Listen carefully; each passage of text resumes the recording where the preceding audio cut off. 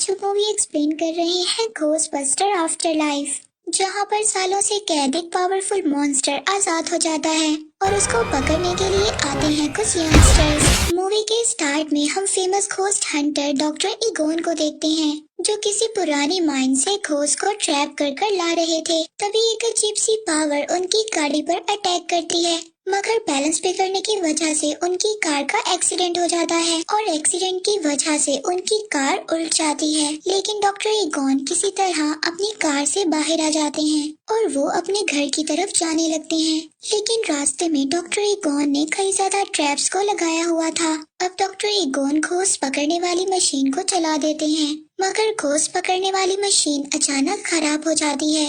लेकिन डॉक्टर इगोन के पास एक और मशीन मौजूद होती है। वो मशीन आसपास भूतों की मौजूदगी के बारे में बताती थी। तभी वहाँ पर धुएं में से एक अजीब सा घोस्ट सामने आता है और वो घोस्ट पावर डॉक्टर इगोन को मारकर दोबारा माइंस में चली जाती है। इसके बाद सीन शिफ्ट होता है शिकागो की तरफ, जहाँ पर हम डॉक्टर इगोन की बेटी कैली को देखते हैं, जो अपने दो बच्चों ट्रेवर और फीबी के साथ रहती थी। तभी दरवाजे पर मकान मालिक आता है और वो कैली से घर का रेंट मांगता है। कैली उस मकान मालिक को कहती है कि कुछ दिन पहले ही उसके फादर की डेथ हुई है और उनके माली हालात बहुत ज्यादा खराब हैं। लेकिन मालिक मकान कैली की एक बात को भी नहीं सुनता और वो उन लोगों को घर से निकल जाने का कहता है। इसके बाद कैली अपने दोनों बच्चों को लेकर अपने फादर के घर चली जाती है, जहाँ पर प्रेजेंट ही में उसके फादर की डेथ हुई थी। कैली अब ये सब अपने बच्चों को बताती है। फीबी और ट्रेवर घर के इर्द गिर्द अजीब चीजों को देखकर काफी ज्यादा हैरान होते हैं। कैली अब उस घर के दरवाजे पर पहुंचती है, लेकिन कैली के पास कीज नहीं थी। अब कैली फीबी को दरवाजा खोलने के लिए कहती है। फीबी इन सब कामों में बहुत ज्यादा माहिर थी। फीबी आसानी से दरवाजा खोल लेती है। अब वो तीनों घर के अंदर आ जाते हैं। वो तीनों घर की चीजों को देख ही रहे होते हैं, तभी घर हिलने लगता है और वहाँ पर एक अर्थक्वेक आ जाता है। तभी वो तीनों एक टेबल के नीचे जाकर छुप जाते हैं। कैली अपने बच्चों से कहती है कि अब उन्हें इन अजीब चीजों के साथ रहने की आदत डालनी होगी, क्योंकि उन लोगों के पास अब कोई दूसरा घर नहीं है। तभी फीबी चेयर के नीचे देखती है कि वही घोस्ट का पता लगाने वाली मशीन थी। वो उसको उठा लेती है। तभी वहाँ पर डॉक्टर इगोन की पुरानी फ्रेंड आती है, जो कि घोस्टबस्टर टीम की असिस्टेंट थी। वो उनको बताती है कि विल में उनके नाम इस घर के अलावा और कुछ भी नहीं है। आगे वो लोग एक कैफे में जाते हैं, जहाँ पर ट्रेवर एक लड़की को देखता है।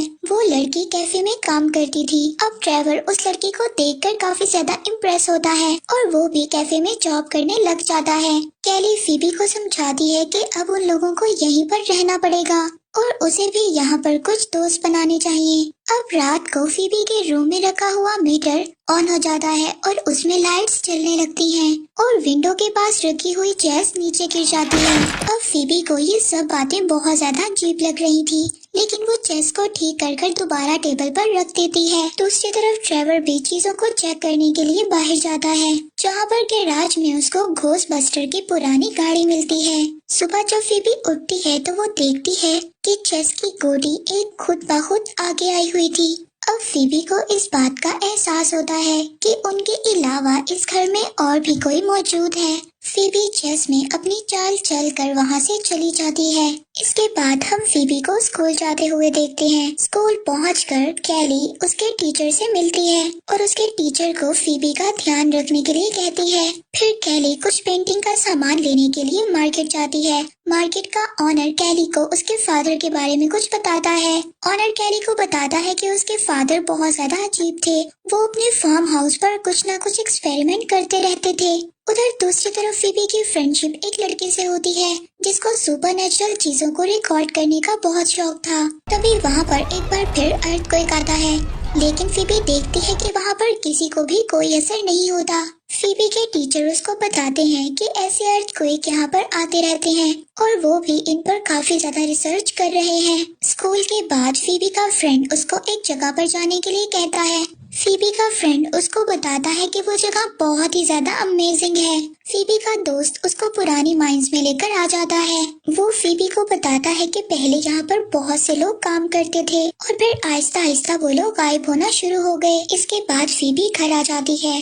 वो घर आकर देखती है कि जैस खुद ब खुद चल रही है और ये बात वो समझ आती है कि यहाँ पर कुछ ना कुछ गलत है। और तभी वहाँ पर रखा हुआ मीटर ऑन हो जाता है और उसमें लाइट्स जलने लगती हैं। वो मीटर फीबी को उसके ग्रैंडपा की चेयर तक ले आता है। फीबी उस मीटर को फॉलो करते हुए एक जगह पर पहुँचती है। उसको वहाँ पर एक अंडरग्राउंड दरवाजा मिलता है। हम देखते हैं कि फीबी अगले दिन डॉक्टर ईगॉन की ट्रैप मशीन को स्कूल ले जाती है। फीबी के टीचर उसको देखकर बताते हैं कि ये असली खोज ट्रैप मशीन है और इन सब के बारे में उसके टीचर फीबी से पूछते हैं। फीबी अपने टीचर को बताती है कि ये सब चीजें उनके ग्रैंडपा की हैं। फीबी के टीचर उनको एक वीडियो दिखाते हैं और बताते हैं कि आज से 20 साल पहले घोस्टबस्टर की एक टीम हुआ करती थी और ये मशीन उन्हीं घोस्टबस्टर्स की है। फीबी को यहाँ पर पता चलता है कि उसके ग्रैंडपा एक घोस्टबस्टर थे। अब वो लोग उस मशीन को खोलने की कोशिश करते हैं और तभी वो मशीन खुल जाती है और उसमें से एक बहुत बड़ा घोस्ट सामने आ जाता है और वो घोस्ट निकलकर उसी माइन में चला जाता है। इसके बाद फीबी के टीचर पुरानी चीजों पर रिसर्च करने के लिए फीबी के साथ उसके घर आ जाते हैं। वहाँ पर फीबी के फ्रेंड को एक विसल मिलती है तो उनके टीचर उनको बताते हैं कि ये एक डेथ विसल है जिससे बचाकर बुरे घोस्ट को वापस भेजा जाता है। वो डॉक्टर ईगॉन की बुक में उसी घोस्ट को भी देखते हैं जो ट्रैप से निकला था। आगे हम ट्रेवर और उसी वेटर लड़की को देखते हैं जो सब अपने फ्रेंड्स के साथ घूमने माइंस में जा रहे थे और जब वहाँ पर वो लोग पहुँच जाते हैं तो कुछ घोस्ट वहाँ पर उन पर अटैक कर देते हैं जिससे वहाँ पर जमीन काफी ज्यादा हिलने लगती है और वो सब लोग डर कर वहाँ से भाग जाते हैं। दूसरी तरफ फीबी मीटर को फॉलो करते हुए डॉक्टर ईगॉन की लैब तक पहुँच जाती है। वहाँ पर फीबी डॉक्टर ईगॉन की और भी मशीनों को देखती है और फीबी उन मशीनों को समझने लगती है क्योंकि फीबी इन सब चीजों में बहुत ज्यादा माहिर थी। अब फीबी अपने ग्रैंडपा यानी कि डॉक्टर ईगॉन के बारे में और भी ज्यादा इंफॉर्मेशन लेने की कोशिश करती है। अब फीबी उस घोस्ट को पकड़ने की तैयारी करती है जिसको गलती से उसने ट्रैप से आजाद कर दिया था। फीबी कुछ मशीनों की हेल्प से और अपने फ्रेंड की हेल्प से उस घोस्ट को पकड़ने की कोशिश करती है जबकि वो घोस्ट जो लोहा खाता था वो उससे परेशान होकर सिटी की तरफ निकल जाता है। दूसरी तरफ हम ट्रेवर को देखते हैं जिसने बहुत ज्यादा दिनों की मेहनत के बाद अपने ग्रैंडपा यानी कि डॉक्टर ईगॉन की गाड़ी को ठीक कर लिया था और वो उनकी गाड़ी लेकर ड्राइव पर निकल जाता है। रास्ते में उसको फीबी और उसका दोस्त मिलते हैं। अब वो उसको सारी बात समझाते हैं। अब फीबी जब डॉक्टर ईगॉन की गाड़ी में बैठती है तो उसको वहाँ पर और भी ज्यादा गैजेट्स मिलते हैं। अब वो तीनों सिटी में निकल जाते हैं घोस्ट को पकड़ने के लिए। अब वो तीनों उस घोस्ट को पकड़ने में कामयाब हो जाते हैं जो घोस्ट लोहा खाता था, लेकिन उसको पकड़ने के दौरान उन तीनों ने सिटी की हालत को बहुत ज्यादा खराब कर दिया था जिसकी वजह से पुलिस उन तीनों को पकड़कर ले जाती है। अब फीबी अपनी मॉम को कॉल करने की बजाय अपने ग्रैंडपा यानी कि डॉक्टर ईगॉन के फ्रेंड को कॉल कर देती है। वो डॉक्टर ईगॉन के दोस्त को उनकी मौत के बारे में भी बताती है। डॉक्टर ईगॉन के दोस्त फीबी को बताते हैं डॉक्टर ईगॉन की डेथ तभी हो गई थी जब घोस्टबस्टर टीम अलग हुई थी, लेकिन तभी टाइम खत्म हो जाता है और पुलिस वाले फीबी से फोन ले लेते हैं और तभी वहाँ पर कैली और फीबी के टीचर आ जाते हैं उन सबको छुड़वाने के लिए, लेकिन पुलिस डॉक्टर ईगॉन के सामान और गाड़ी को अपने पास ही रख लेती है। नेक्स्ट सीन में फीबी अपनी मॉम से पूछती है कि उन्होंने उसके ग्रैंडपा यानी कि डॉक्टर ईगॉन के बारे में सच क्यों नहीं बताया। कैली फीबी को बताती है कि उसके फादर इन कामों में आकर अपनी जिम्मेदारियों से भागना चाहते थे और ये सब बताने का कोई भी फायदा नहीं था। दूसरी तरफ फीबी के टीचर को छोटे छोटे घोस्ट नजर आते हैं जो कि मार्शमैलो से बने हुए थे। तभी वहाँ पर वो एक बहुत बड़ा मॉन्स्टर भी देखता है जो घोस्ट उन लोगों ने ट्रैप मशीन से आजाद कर दिया था। फीबी के टीचर उस घोस्ट मॉन्स्टर से भागने की बहुत ज्यादा कोशिश करते हैं लेकिन वो मॉन्स्टर उनकी गाड़ी के ऊपर आ जाता है। नेक्स्ट सीन में हम देखते हैं कि फीबी, ट्रेवर और उनके फ्रेंड्स माइन जाने का फैसला करते हैं। वो वहाँ जाकर इंफॉर्मेशन इकट्ठा करने लगते हैं। तभी वहाँ पर उनको एक ताबूत में एक बूढ़े आदमी की डेड बॉडी दिखाई देती है तभी वो देखते हैं कि उस शर्डर माइंस की दीवारों पर कोई ना कोई तारीख लिखी हुई थी, जिस दिन कोई ना कोई तबाही आई थी। उन लोगों को दीवार पर करीब की तारीख भी नजर आती है, यानी कि 2021।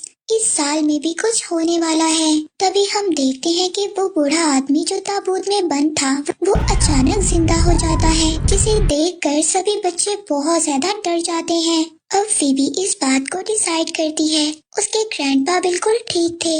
वो डिसाइड करती है कि वो ये सारी बात अपनी मॉम को बताएगी। दूसरी तरफ कैली उस मीटर को फॉलो करते हुए अपने फादर के लैब तक पहुंच जाती है, जहां पर वो देखती है कि उसके फादर ने उसकी सभी पिक्चर्स को लगाया हुआ था। तभी कैली को इस बात का एहसास होता है कि उसके फादर उससे दूर जरूर थे, लेकिन वो उससे बहुत ज्यादा प्यार करते थे। तभी हम देखते हैं कि एक घोस्ट अचानक से कैली पर अटैक कर देता है। ये वही घोस्ट मॉन्स्टर था जिसने डॉक्टर ईगोन को भी मारा था।